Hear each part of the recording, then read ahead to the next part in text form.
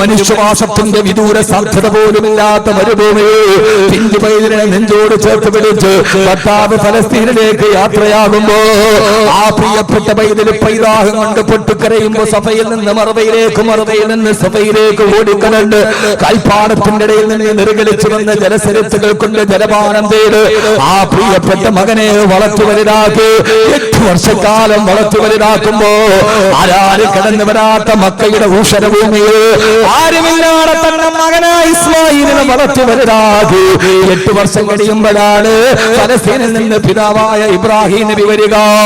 തന്റെ പ്രിയപ്പെട്ട പിതാവ് വരുമ്പോ മാറി നിന്നില്ല, ഓടിച്ചെന്ന് സലാം പറഞ്ഞ് തന്റെ പ്രിയപ്പെട്ട പിതാവിനെ കൈപിടിച്ചു കൊണ്ടുവന്ന് അന്ന് രാത്രിയിൽ കിടക്കുമ്പോ സ്വപ്നം കാണുകയാ. രാവിലെ എഴുന്നേറ്റിട്ട് 8 വർഷം കഴിഞ്ഞ് വീട്ടിൽ വന്ന ഭർത്താവ് രാവിലെ ഭാര്യയോട് പറയുന്നതെന്താ? മോളെ ഹാജറ, നിന്റെ മകനായ ഇസ്മായിലിനെ ബലി കൊടുക്കാൻ അല്ലാഹു പറഞ്ഞിരിക്കുന്നു. ഹാജറ, കേട്ടുപഴകിയ ചരിത്രത്തിന്റെ പിന്നാമ്പുറത്തേക്ക് നിങ്ങളെ ഞാൻ മാടി വിളിക്കുകയാ. സഹോദരങ്ങള്, ആ സമയത്ത് നിലവിളി ചെയ്യാ വളർത്തിയതിന്റെ കണക്ക് പറഞ്ഞില്ല. നിങ്ങൾ എവിടെയെങ്കിലും പോയി കിടന്നപ്പോ ഞാനാണ് വളർത്തിയതെന്ന് പരാതിയും കണക്കും പറഞ്ഞില്ല. അല്ല പറഞ്ഞതാണെന്ന് പറഞ്ഞ് എന്റെ പ്രിയപ്പെട്ട മകനെ പിതാവിന്റെ കയ്യിലേക്ക് ഏൽപ്പിച്ച് വാതിൽപ്പടയിൽ ചാടി നിൽക്കുമ്പോ ഒരു കൈയിൽ മൂർച്ച കൂടിയ പിച്ചാത്തിയും മറുകയിൽ പൊന്നുമോന്റെ കയ്യും പിടിച്ചുകൊണ്ട് ഭർത്താവ് പാറക്കെട്ടിലേക്ക് പോകുമ്പോ വാതിൽപ്പടിയിൽ ചാടി നിന്ന് പൊട്ടിക്കരഞ്ഞില്ല, തലയിൽ കൈവച്ച് ശപിച്ചുമില്ല. ആരോടുകൂടി തന്റെ ഭർത്താവിനെയും മകനെയും ഹാജരാകു പാറപ്പുറത്ത് മലത്ത് കിടത്തിക്കിട്ട് മകനായ ഇസ്മായിലിന്റെ കരുത്തിലേക്ക് മൂർച്ചയുള്ള കത്ത് ചേർത്ത് വെക്കുമ്പോ ആ പൊന്നുമോൻ വാപ്പാ അറുക്കല്ല വാപ്പാ, എന്തേ മോനെ എന്നെ മുഖത്തിന് നേരെ നോക്കിയിട്ട് വാപ്പാക്കന്റെ കരുത്തിറക്കാൻ കഴിയില്ല, അതുകൊണ്ട് എന്നെ കമഴ്ത്തി കിടത്തണേ വാപ്പാ, രണ്ടാമതെന്റെ കയ്യും കാലും കെട്ടിയിട്ട് എന്നെ അറുക്കാവൂ. എന്തേ മോനെ എന്റെ കരുത്തിറത്ത് എന്റെ ശരീരത്തിൽ നിന്ന് രക്തം ചീറ്റിച്ചെടുക്കുമ്പോ വാപ്പാടെ പൊന്നുമോൻ ഉപ്പാന്റെ മുന്നിൽ കിടന്ന് കൈകാലിട്ടടിച്ച് പെടയുമ്പോ എന്റെ ഉപ്പാക്ക് പിന്നെ പൂർണ്ണമായി തറുക്കാ കഴിയില്ല ഉപ്പാ. പാതി വഴിയിൽ എന്റെ കരച്ചിലും പിടച്ചിലും കണ്ടിട്ട് വാപ്പങ്ങാനും ഇതിൽ നിന്ന് പിന്മാറിയാൽ എനിക്കും ഉപ്പാക്കും ഉമ്മാക്കും സ്വർഗത്തിലെത്താ കഴിയില്ലല്ലോ ഉപ്പാ. എന്റെ കൈകാലുകള് വെട്ടിവരിഞ്ഞിട്ടേ അറുക്കാവൂ ഉപ്പാ. മൂന്നാമത് പാറക്കത്തിലും മനന്ന് കിടന്നിട്ട് പറഞ്ഞു കേട്ടേ ഉപ്പാ, ഞാൻ മരിച്ചാൽ എന്റെ രക്തം പുരണ്ട കുപ്പായം എന്റെ ഉമ്മയെ കാണിക്കരുത്.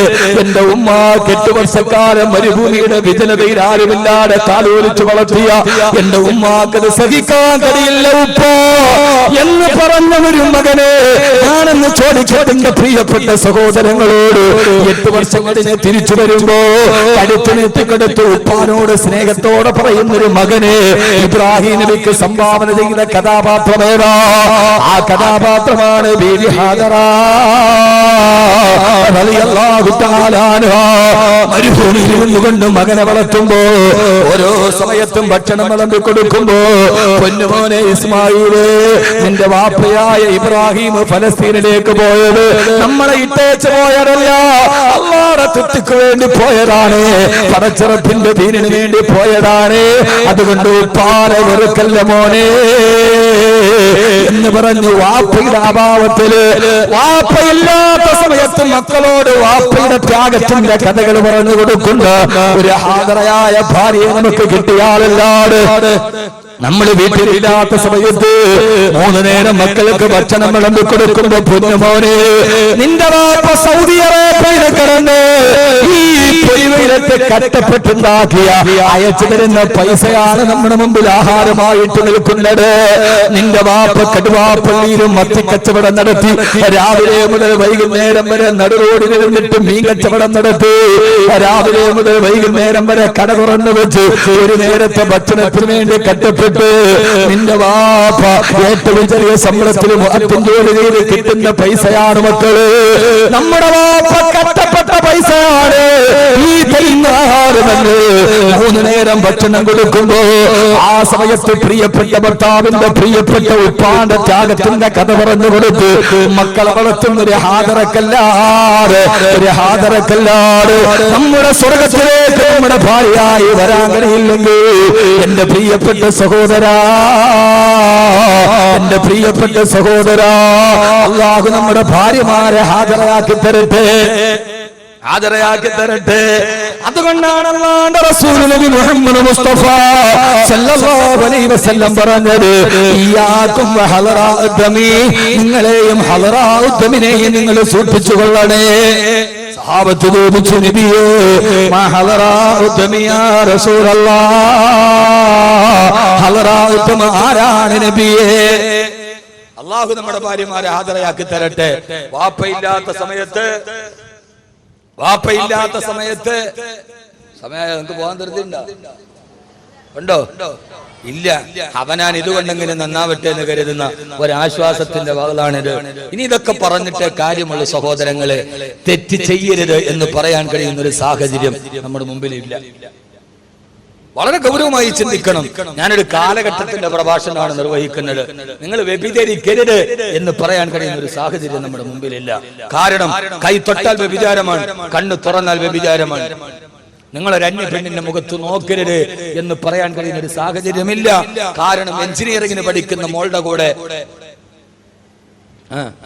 അവന്റെ കൂടെ പഠിക്കുന്ന ഒരു കുട്ടി വന്ന് ഒരു ബൈക്കിൽ ഇറങ്ങിയാലും വാപ്പാക്കും ഉമ്മാക്കും അതൊരു തെറ്റായിട്ട് തോന്നാറില്ല. മോൾ എഞ്ചിനീയറിംഗിന് പഠിക്കുക, 10ാം ക്ലാസ്സിൽ പഠിക്കുന്ന മോൾ ആ കൂടെ പഠിക്കുന്ന ഒരു കൂട്ടുകാരന്റെ ബൈക്കിൽ വന്നിറങ്ങി. അപ്പോഴും ഉമ്മയും വാപ്പയും പറയുന്നത് അവര് ക്ലാസ്മേറ്റ്സ് അല്ലേ എന്ന്. അതെന്താ? അവന് കാള മത്സരത്തിൽ കൊണ്ടാകാൻ വേണ്ടി ചണ്ടത്തം വന്ന മൂരിക്കളയാൻ ഒന്നും സംഭവിക്കാതിരിക്കുക. എത്ര ലാഘവത്വത്തോടെ, ഞാൻ ചില സമയത്ത് ചില ഭാഷ പറഞ്ഞാൽ നമുക്ക് ഇഷ്ടപ്പെടണമെന്നില്ല, എത്ര ലാഘവത്വത്തോടെ നമ്മൾ കാണും. എന്നിട്ട് എന്തേലും ആയാൽ പിന്നെ കൊണ്ട് പള്ളിക്കുറ്റി പൈസ ഇട്ടിട്ട് കാര്യമില്ല. നമ്മൾ നോക്കേണ്ട കാര്യം ഉണ്ടാകണ്ടേ, ആദ്യം നമ്മുടെ ഭാര്യ ഹാജരാവണം. അള്ളാഹു അങ്ങനെ ആക്കി തരട്ടെ. വാപ്പ ഇല്ലാത്ത സമയത്ത് മക്കളെ, ഒരു പെൻസിൽ കടിച്ചു കളയുമ്പോൾ പോലും മക്കളെ ഇത് വാപ്പയുടെ വിയർപ്പിന്റേതാണ് എന്ന് വാപ്പ ഇല്ലാത്ത സമയത്ത് വാപ്പയുടെ ത്യാഗത്തെക്കുറിച്ചും മക്കളോട് പറഞ്ഞു കൊടുത്തു വളർത്തിക്കൊണ്ടുവരുന്ന ഒരു ഭാര്യയ്ക്ക് ഒരു നല്ല കുടുംബത്തെ സംവിധാനിക്കാൻ കഴിയും. അല്ലാതെ അയാൾ പോട്ടെ നമുക്ക് ആസ്വദിക്കാമെന്ന്. ഇന്ന് മിക്കവാറും പ്രവാസികളുടെ കുടുംബത്തിനെ പറ്റി അബദ്ധം ഇതാണ്. പ്രവാസ ലോകത്ത് കഷ്ടപ്പെടുന്നവന്റെ എന്താ പ്രവാസി എന്നറിയോ? 1000 റിയാൽ നാട്ടിലേക്ക് അയക്കാൻ വേണ്ടി പോക്കറ്റിൽ വെച്ചിട്ട് അവൻ ഇറങ്ങി നടക്കാൻ നേരത്ത് എക്സ്ചേഞ്ചിലേക്ക് പോകാൻ അയക്കാൻ ടാക്സിക്ക് കൈ നീട്ടും. എത്ര റുപ്യ? 10 റിയാൽ, 10 റിയാൽ. അപ്പൊ വിചാരിക്കുമ്പോഴേ 10 റിയാൽ ടാക്സിക്കാരന് കൊടുത്താൽ പിന്നെ 990 റിയാല് നാട്ടിലേക്ക് അയക്കാൻ പറ്റൂ എന്ന് വിചാരിച്ചിട്ട് ആ പച്ചപ്പാവം 10 റിയാൽ വാഹനത്തിൽ സഞ്ചരിക്കേണ്ട ദൂരം അവൻ പൊരിവെയിലത്ത് റോഡിലൂടെ സഞ്ചരിക്കും. അപ്പുറം പോയി ലുലു എക്സ്ചേഞ്ചിൽ പോയി 1000 റിയാൽ തികച്ചവൻ വിചാരിക്കും 10 റിയാൽ ടാക്സി കൊടുത്താൽ ആ 10 റിയാൽ കൊണ്ട് മോളുടെ 1 മാസത്തെ ഫീസ് കൊടുക്കാം. പാവപ്പെട്ടവൻ 1000 റിയാൽ തികച്ചയക്കും. നടന്നു ചെന്നിട്ട് ഭാര്യയെ വിളിച്ചിട്ട് പറയും 1000 റിയാൽ അയച്ചിട്ടുണ്ട്, ബാങ്കിൽ പോയി മേടിച്ചോളീൻ. അവള് ഫോൺ എടുത്ത് 500 രൂപയുടെ ടാക്സി വിളിച്ച് ബാങ്കിൽ പോയി ആ പൈസ മേടിച്ച് വീട്ടിൽ കൊണ്ടുപോയി. അവള് അത് മേടിക്കാൻ പോണത് 500 രൂപയുടെ ടാക്സി വിളിച്ചിട്ട് അവൻ 10 റിയാൽ പിശുക്കിയിട്ട് അയച്ചവൻ. ഇതാണ് ഭർത്താവും ഭാര്യയും തമ്മിലുള്ള അന്തരം. ഇത് തിരിച്ചറിയാൻ കഴിയുന്ന ഒരു ഭാര്യക്ക് മാത്രമേ സമാധാനത്തിന്റെ ജീവിതം നൽകാൻ കഴിയൂ. അതുകൊണ്ടാണ് ഹബീബായ നബി മുഹമ്മദ് മുസ്തഫ സല്ലല്ലാഹു അലൈഹി വസല്ലം പറഞ്ഞത്, ഇയ്യാകും വഹലറാഉദ്ദമി, നിങ്ങളെയും ഹലറാഉദ്ദമിനെയും നിങ്ങൾ സൂക്ഷിച്ചു കൊള്ളണേ. എന്താ ഹലറാഉദ്ദം അറിയില്ല? എന്താ ഹലറാഉദ്ദം? അല്ലാഹു മനസ്സിലാക്കാനുള്ള ബോധം നൽകട്ടെ. ഞാൻ ആ വിഷയം കൂടെ പറഞ്ഞ അവസാനം 2 മണിക്കൂർ ആവാറായി.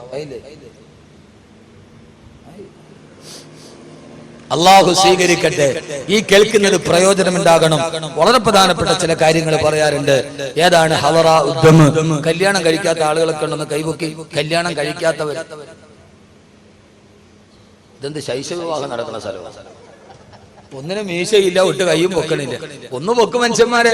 കല്യാണം കഴിക്കാത്തവര് അൽഹംദുലില്ലാ. കേട്ടോളി, ഞാൻ ഇനി പറയാൻ പോണ കാര്യം കേട്ടോളി. ആദരവായ പ്രവാചകൻ നബി മുഹമ്മദ് മുസ്തഫ സല്ലല്ലാഹു അലൈഹി വസല്ലം പറയുകയാ, ഇയ്യാകും വഹലറാഉദ്ദമി, നിങ്ങളെയും ഹലറാഉദ്ദമിനെയും നിങ്ങൾ സൂക്ഷിച്ചുകൊള്ളണേ.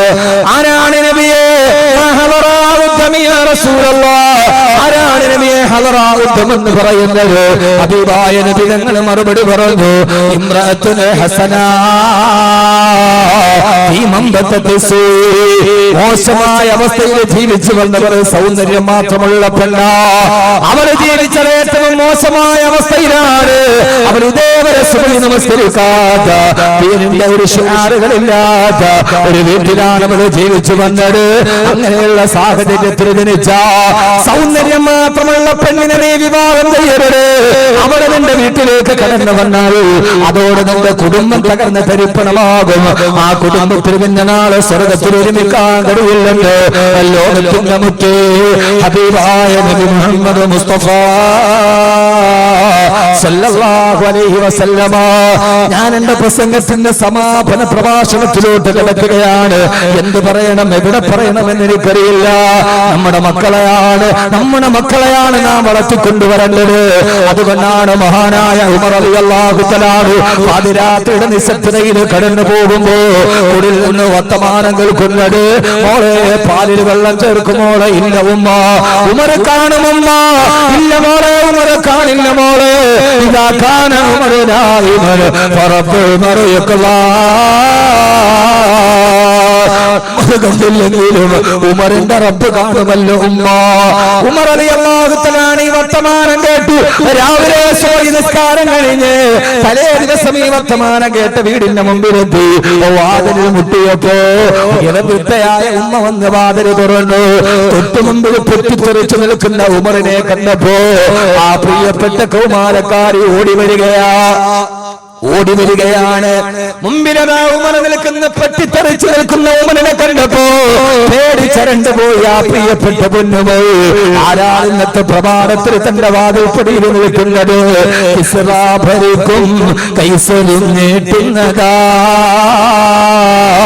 മിസ്റ് മുഖോക്കിസ് കേട്ടുടൻ വിറയ്ക്കുന്നതാ. കിസ്റാ കൈസർ ചക്രവർത്തിമാര് പേര് കെട്ടാൽ പറക്കുന്ന ഉമർ റളിയല്ലാഹു അൻഹുവിനെ കണ്ടപ്പോ ഉമർ റളിയല്ലാഹു തആല ആ പെണ്ണിനോട് പറഞ്ഞു, പത്രമോള് വരുന്നു നീ ഉമറിന്റെ കൂടെ? എവിടേക്കാണ് അമീറുൽ മുഅ്മിനീൻ? എന്ന മകനായ നാഫിന്റെ ഭാര്യയാവാ. തലേ ദിവസം രാത്രി സമയത്ത് പാലിൽ വെള്ളം ചേർക്കാൻ ഉമ്മ നിർബന്ധിച്ചപ്പോ ആ ഉമ്മയോട് റബ്ബിനെ കുറിച്ച് പേടിപ്പിച്ചു കൊടുത്ത പൊന്നുമോള് തന്റെ മകനായ നാഫി റളിയല്ലാഹു അൻഹുവിനെ ഭാര്യയായി നിശ്ചയിച്ചു കൊടുത്തു. സയ്യിദനാ ഉമർ ഇബ്നുൽ ഖത്താബ് റളിയല്ലാഹു തആല അൻഹു.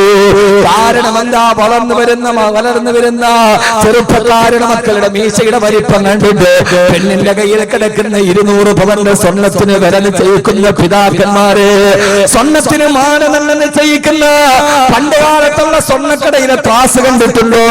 നഖത്തിന്റെ വലിപ്പമുള്ള കട്ടികളാണ് ഇതിൽ തൂക്കാനുള്ളത്. ഇന്ന് നമ്മുടെ ജൂവലറികളിൽ ഇരിക്കുന്ന ത്രാസ് മലഞ്ചരക്ക് കടയിൽ ഒട്ടുപാട് തൂക്കാൻ വെച്ചിരിക്കുന്ന ത്രാസാണ്. കാരണം 20 കിലോ 30 കിലോ സ്വർണ്ണമാണ്. ജൂവലറികളിലും റബ്ബർ ഷീറ്റ് തൂക്കുന്ന ത്രാസുകളെ വെച്ച് 20 കിലോയും 30 കിലോയും വിഭാഗച്ചന്തയിൽ മാത്സര്യ ബുദ്ധിയോടെ കോടികളറിഞ്ഞ് പകട കളിക്കുന്ന സമുദായമേ, നിന്നെ മരുമകളെ തിരഞ്ഞെടുത്തപ്പോ ഉമർ റളിയല്ലാഹു അൻഹുവിനെ അറിയാം. രാത്രിയിൽ റബ്ബിനെ പേടിച്ചിട്ട് പാലിൽ വെള്ളം ചേർക്കാത്ത പെണ്ണ് തന്റെ മകനായ നാഫി വർഷങ്ങളോളം കിടപ്പറയിലേക്ക് വരാതിരുന്നാലും അവള് തന്റെ മകന്റെ സ്ഥാനത്ത് വേറൊരാൾക്ക് കിടപ്പറയിൽ സ്ഥലം കൊടുക്കില്ല എന്ന് ഉമർ റളിയല്ലാഹു അൻഹുവിനെ നന്നായിട്ടറിയാം. എന്റെ പ്രിയപ്പെട്ട സഹോദരങ്ങളെ, ഈ ഒരു കാലാവസ്ഥയിലേക്ക് നമ്മൾ നടന്നു വന്നാലല്ലാതെ, ഈ ഒരു കുടുംബത്തിന്റെ ബന്ധത്തിലേക്ക് നമ്മൾ കടന്നു വന്നാലല്ലാതെ ഇത് മണ്ണോടെ അവസാനിക്കാനുള്ളതല്ലോ, നാളെ പടച്ചിറപ്പിന്റെ മുമ്പിലേക്ക് വരാനുള്ളതല്ലേ. അല്ലാഹു നമ്മളെ സ്വീകരിക്കുമാറാകട്ടെ. അങ്ങനെയുള്ള പെൺമക്കളെ, അതുകൊണ്ടാണ് പാതിരാ സമയത്ത് വീടുകളിൽ നിന്ന് രഹസ്യകാമകന്മാരെ പിടിക്കപ്പെടുക.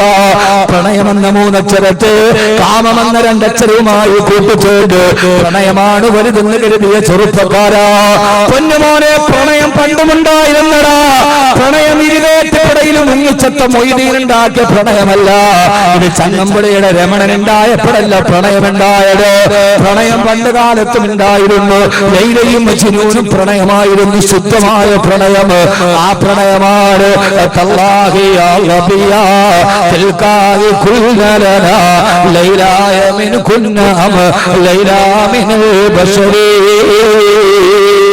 പച്ചപ്പുൽമേടുകളിൽ പച്ചപ്പുല്ലിടുന്ന പച്ചപ്പാന്മേ മാൻപേടകളോട് മാൻപേടകളുടെ നയനധ്വനത്തിന്റെ സൗകുമാര്യം കണ്ടപ്പോ എന്റെ ലൈലയുടെ കണ്ണ് നിങ്ങളെ പോലെയാണെന്ന് പാടിപ്പോയ മജ്നൂന്റെ പാട്ട്. എന്നാൽ അശ്ലീലത്തിന്റെ പ്രണയം ഉണ്ടായിട്ടുണ്ട്. ഇമ്മുൽ ഖൈസ് അശ്ലീലത്തിന്റെ പ്രണയത്തിന്റെ ആളാണ്. നിങ്ങൾ പഠിച്ചോ?